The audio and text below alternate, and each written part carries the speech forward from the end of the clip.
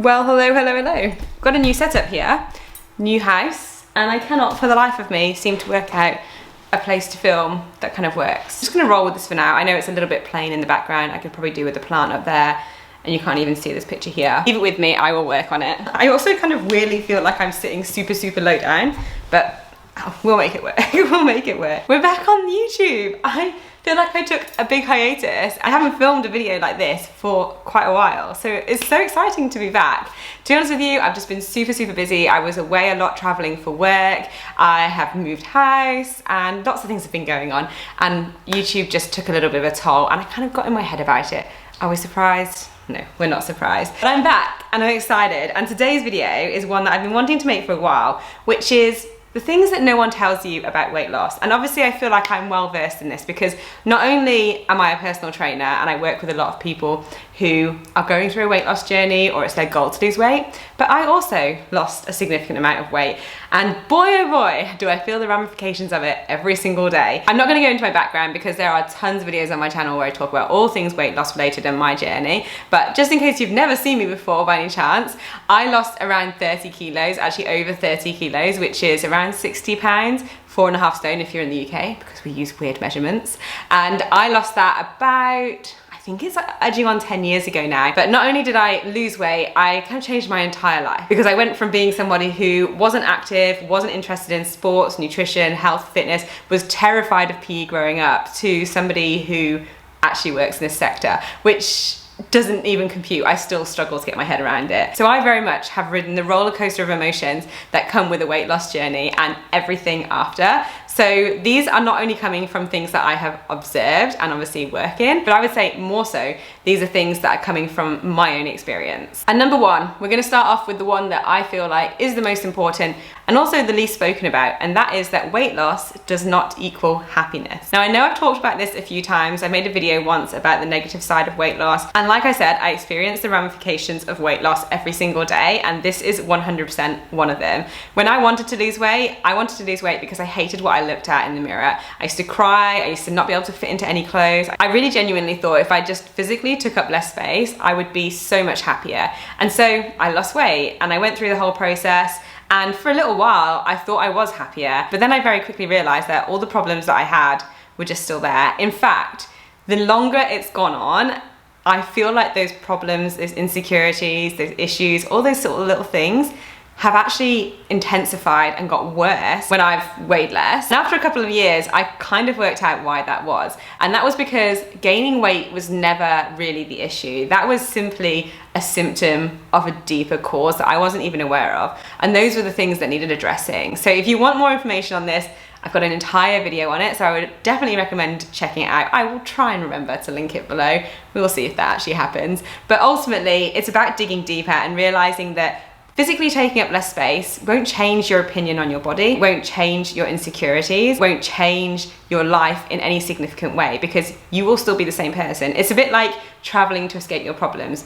It's great for a day or two, but then you just realize you're in a different place with the same problems. And actually what you need to do is address those problems. While I'm not saying you won't get any happiness out of it, I'm just saying have a little bit of a more holistic view and try to understand maybe why you're in the position you are. And if you are approaching weight loss with the sole goal of losing weight because you think you will like your body more, trust me, it won't happen. You'll still have the same insecurities, and in my own experience, those things have only gotten worse and been heightened. And like I've mentioned in a lot of my videos, I am so much more critical of the way my body looks now than I was before. And I think that's because I now have an awareness of it. Before, I was a little bit naive and I had feelings towards the way I looked, of course, but I was a lot more ignorant to it. And now I feel like my senses have been tuned in, and I almost have to start to rewire my brain rather than what I thought the outcome would be, which was just gonna be, I look in the mirror and I'm happy. The other issue that I deal with in particular, because I lost quite a significant amount of weight, is body dysmorphia. And again, I've spoken about this a little bit, but it took me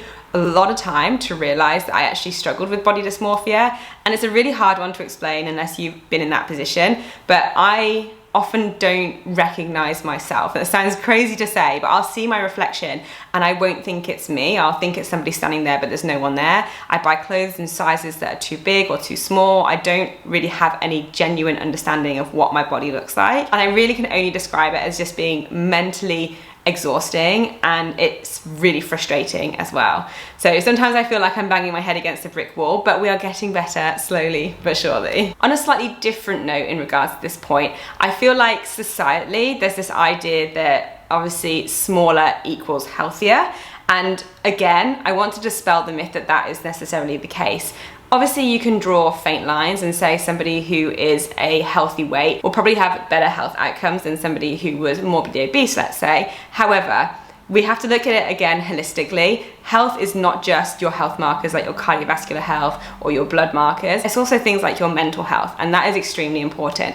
And I know there's been times where I have societally not looked as good and have been in an amazing place mentally. And there's been times where societally people would say I look fit and healthy or whatever it might be, and I have been in a really, really bad place mentally. And not only that, but my body hasn't been healthy. So health and size don't go hand in hand necessarily, and it is always going to be fluctuating, which leads me beautifully onto my second point. And that is that weight maintenance is probably going to be a lot harder than just losing weight. Again, in my opinion and my experience, losing weight is the easy part. Sure, you just have to look at your energy balance, try to reduce how many calories you're getting in, expend a few more calories, and then make sure there's a bit of a discrepancy, aka a deficit. So in the very, very basic black and white terms, that is weight loss in a nutshell. However, once you lose the weight, then the journey begins, because we have weight maintenance. And there is a lot going on, and it would be an entire video in itself just to even start talking about the science behind weight maintenance. But there's definitely also a psychological aspect to it, because I think when people go into a weight loss journey, we think we'll get to a goal weight or a specific weight that we want to be,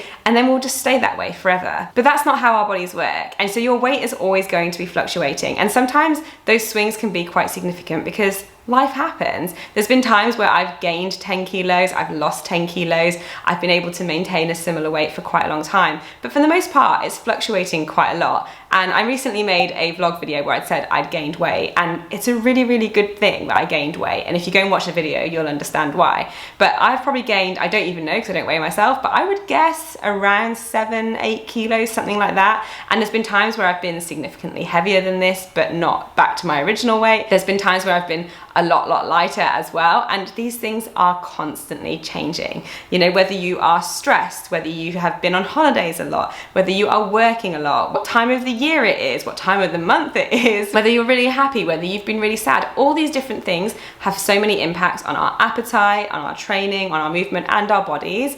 And that means that weight maintenance is always going to look like fluctuations. It's going to look like change rather than just getting to one weight and staying the same weight for a long period of time. So in terms of actionable points, I don't really think there is one. I think it's just managing the expectations that once you get to a certain weight, the chances are you're going to change. And you've also got to consider that your hobbies are going to change too. When I lost weight, I just lost weight and I kind of maintained it. I wasn't really into exercising or fitness or anything like that. Again, you can watch the videos on how I got into calisthenics, but after a couple of years, I got into calisthenics and that started changing my body. I started increasing my muscle mass, I started training a lot more, and I became leaner, but I started to weigh more because I was putting on muscle even though physically I was smaller. And I think that's when you start to realize that weight loss and talking about weight is a bit of an arbitrary measure. And what we want to think about is just our happiness and our health, because ultimately that's what we're aiming for, isn't it? We want to be in healthy bodies for as long as possible and the most content that we can be. And that might look like getting into powerlifting and putting on a ton of muscle and getting hella strong and being able to do that, but finding a huge passion for it. Or it might be going into ultra trail running, something that I'm kind of keen to get into, but we'll just keep it on the down low for now, just in case it never happens. But again, if you pursue that, your body will change again. And so looking at weight loss as getting to a certain point and staying at that point isn't realistic. And so we want to think about having a little bit more of a flexible approach mentally to what we're achieving and what that end point really looks like. Because as I always say, it's a lifelong journey. It's going to be constantly changing. It's like getting to the end of your degree and feeling like you're just going to stop there. Whereas most people go into CPDs, or they'll extend their knowledge, or they'll change their career slightly. We're constantly in flux and we're constantly adjusting. Number 3, oh, I bet you guys have missed me saying this, but consistency over intensity. I think we all think you've got to go out hard. Trust me, it's a really natural trait. I do it all the time. If I want to do something with my business, I'm like, yeah, let's go, 100%, foot to the floor, and then I burn out. And ultimately, it's exactly the same with weight loss and health journeys. Consistency is always going to trump intensity. It's going to be the key factor. Honestly, when you see consistency is key, it is so true. Consistency is key. And consistency does not mean every single day, 100%. Consistency can look like showing up week after week after week, regardless of what you're achieving. So even if you have 5 days off, if you come back on that 6th day and do it, then that's consistency. If you're coming back the week after and you're coming back the week after. So it's not about being hard on yourself. It's just about accepting, again, it's a long-term, lifelong journey. And as we were taught when we were kids, slow and steady wins the race. Honestly, I know how tempting it is to just jump off and do everything at once. I'm totally the same type of person. When I look at people that I've worked with and I look at my own journey as well, it's been the times when consistency has pulled through that the most success has been found. And if you're here for the quick one-liners, the next one is fundamentals over fads. And again, you would have heard this before, but especially in this world of an overabundance of information, it can be so tempting to jump on every single trend that's coming or get a complete overwhelm of what's the right thing that you should be doing. But ultimately, like I mentioned at the beginning of the video, it's actually really, really simple.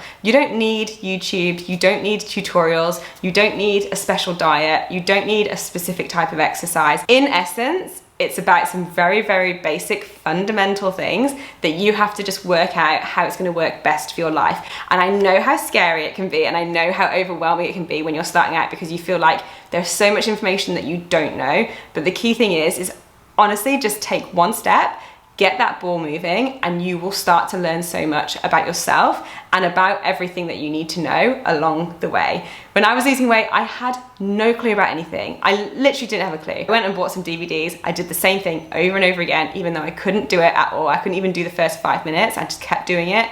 And I just started eating less. I didn't change what I ate. I just ate less of it because I was eating far too much of it. And then as my journey went on, I started to learn more things, or I would experience something and then I would Google it and I'd be like, oh, maybe this is having an impact. And then I would see other people's opinions. I'd read forums, that sort of thing. And it just started to pique my interest. I started to understand my body more. And lo and behold, we got to where we are. So I promise you, if it's overwhelming and scary, the best thing to do is just to start. But a key thing to remember is that fads are fads. And don't just believe everything that you hear is the right thing to do because you've seen someone say it. As I always say, don't just listen to these videos and take what I'm saying as gospel. Go and do your own reading, do your own research, rely on your own experience and see if those things apply to you. I know I'm not lying to you guys, but I want you to be curious. I want you to be interested. I want you to make it work for yourself. And therein will lie the success that you're looking for. Sorry, quick hiatus there because someone just walked into my front door, but luckily I know them. It's my boyfriend. I wasn't sure how many points to put into this video because I wanted to be fairly short and sweet. I think I'll probably go with 2 more. And one of them is that exercise isn't required for weight loss, but it helps. I know traditionally a lot of people think weight loss, just exercise, go and hit the gym, and you've probably heard this time and time again. It's about nutrition, it's all about the kitchen, it's about what you're putting in your body rather than what you're expending. And I talk about that a lot as well. Nutrition is the easiest thing really to be able to manipulate. It's easier to eat a little bit less in terms of reduce your portion sizes or change a few things up in your diet rather than try to exercise or out-train poor eating or eating in excess because it gets exhausting. And to bring it back to my earlier point, it makes consistency really, really hard because you'll just burn out, get over it, lose your motivation. That being said, we cannot deny the laws of thermodynamics. They are what they are, and expending energy through exercise is obviously going to assist in creating a bigger deficit. But there is many more reasons why I would suggest exercise is beneficial for weight loss than purely burning energy and creating a bigger deficit. In fact, I would put that one down the bottom of the list, as there's always a risk that it could create or foster a bit of a poor relationship with exercise and nutrition, and we really, really want to avoid that. But what the benefits are is that it gives you socialization, progress that's not weight related. It's about working towards a goal. It's about getting stronger or fitter, which obviously is good for your health, but also is good for your mind. If you're doing some form of resistance training, it's going to help in the long term in terms of adjusting your basal metabolic rate and increasing your total daily energy expenditure, which don't worry if that means absolutely nothing. Essentially, it just means having more muscle mass in the long term is a good thing in terms of energy balance. However, it also helps in terms of getting older and being healthy. And that is one thing that is the most important thing. Because again, to bring it back to a previous point, this is all about having longevity, having a healthy body that we can enjoy and we can utilize and is functional and that we can go and do really, really cool things with. And so being fit or working on your fitness and having some muscle mass and feeling strong and having the ability to move and do things easily is so much more beneficial than any other reason. Not only that, but it fills your day and it's just so good for your mental health as well. So those are just some of the points why I'd suggest that exercise is beneficial for weight loss. While we're on that note, it doesn't matter what you're doing either. You can dance, you can go rollerblading, you can go ice skating, you can go to gymnastics, you can go for a walk, you can go for a run, whatever it is, just enjoy moving your body and don't overthink it. Anyway, that brings us to the final point, which I think is point number 5, and that is that a certain amount of hunger is normal in weight loss, and that's not necessarily a bad thing. I think inherently a lot of people who I've seen who have excess weight or struggle with losing weight find it difficult because they don't like the feeling of being hungry. And trust me, I'm the same. I really dislike being hungry. I think about food way too much. So I'm an advocate for enjoying food and thinking about food. However, if you are putting yourself in a calorie deficit, which you need to be in for fat loss, then you are going to experience hunger, and that is totally normal, because if we think about it, physiologically what's happening is our bodies have a disparity of how much energy they need and how much energy they're getting. And our bodies are pretty damn smart. So what they're gonna do is they're gonna go, hold up, we're not getting enough energy, and if this continues, then this potentially could be a dangerous situation. Now, obviously in modern day life, there is an abundance of food and we're really fortunate for that. But in the past, we've got to think caveman times, what our bodies would have been doing. So they're gonna freak out and go, we need to go into survival mode here. But first up, we're just gonna send a few warning signals. And so if we're in a deficit, we would experience these signals to be telling our brain that we're hungry and therefore we need to eat. So it's a perfectly safe and normal mechanism, and actually it shows that your body is functioning exactly as you want it to. So as uncomfortable as it can feel, it is totally normal to experience some hunger. However, extreme hunger would not be normal. So if you're finding that you are really hungry in specific points in time, I would suggest that you probably need to look at how often you're eating or what you're eating, or that you really are eating enough, because it's about finding that balance again so we can have consistency and we're just getting those fundamentals right. On a side note, which I'm not going to go too far into because I don't want to make this video confusing in any way, again, I want to focus on the fundamentals, but it could also signal that there's other things off, because there are many things that affect our hunger signals, such as stress, lack of sleep, dehydration, yada yada yada. You've heard it all before. Simple lifestyle factors, and that's why it is all about balance. It's about getting some good sleep, making sure you're drinking water, eating things that you love, but also being mindful that your portions aren't too big or that you're eating just about the right amount. Not going too low in your deficit, but then creating enough of a deficit that you're going to promote fat loss and that you're actually going to see some progress over a series of months so that you're feeling it's working, because I know how hard it can be when you're not seeing anything change. And again, that could be an entire video in itself, so we're not going to go into too many details in this video, but all you need to know is there are a lot of things that affect hunger. It's totally normal part of fat loss if you're in a calorie deficit. It's not a bad thing, but if you experience extreme hunger, that might just suggest that you need to do a little bit of tweaking. And that is it. We actually did it. A video is done. I hope this helped in some way. I hope you enjoyed it. I really enjoyed being back on camera. I feel like it's one of those videos where I'm just talking at a million miles an hour because I'm just so excited to be back and talking to you guys. If you have any questions, drop them down below. I would love to know your thoughts. Thank you so much for joining me if you did get this far. Thank you for your continued support, because honestly, it means the absolute universe to me. I hope you guys all have the most beautiful day, and I will see you guys in the next video. Bye!